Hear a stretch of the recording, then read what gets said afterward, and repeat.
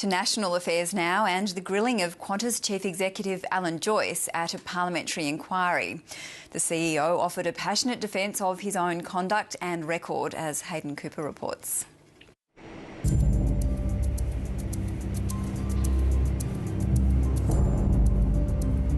I'm not running away from this. I'm absolutely here talking about the decision I've made, why I've made the decision, why I feel passionate about the decision I've made. And I'm happy to defend that and talk about that under any forum, anywhere, because it was the right call. That's good, because I think you've got a lot of explaining to do as to why you're a rogue employer.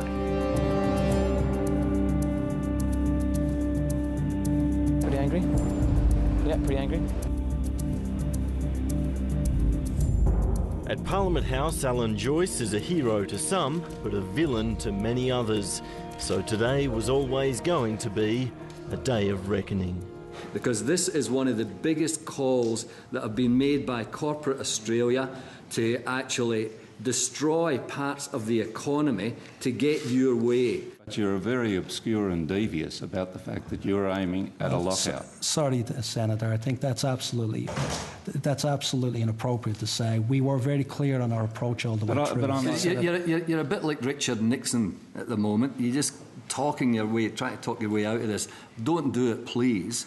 You're a bit like a McCarthy trial, you know. For all the attacks thrown at him, this is a CEO determined to give as good as he gets. Alan Joyce is unmoved by the criticism of his actions last weekend. He told his inquisitors he had no other choice. That was the last resort, and it will always be the last resort. Grounding an airline like Qantas is a huge decision, and it's a decision done because we had nowhere else to go.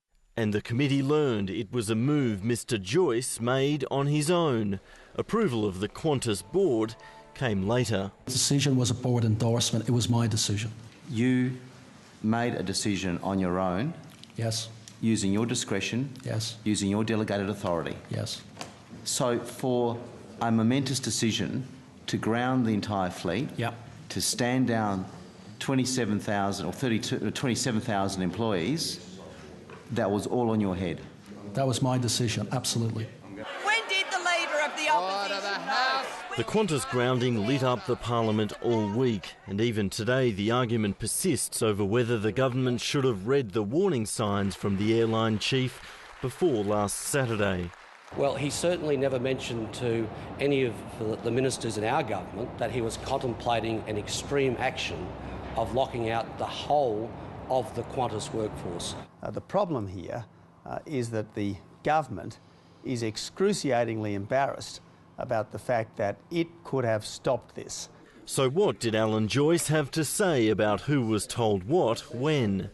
At no stage did I talk to anybody about lockout. I talked about the grounding of the fleet and talking about the grounding of the airline as a possibility. We didn't talk to anybody on either side of politics about a lockout. You deceived them by not saying you were aiming at a lockout, didn't you? I don't agree with that, Senator. And on Saturday afternoon, the government did not ask for extra time or for you to delay the course of action that you had indicated to them. Nobody asked for any extra time, but nor was it suggested by me, in fairness. Alan Joyce did not have to do what he did on Saturday.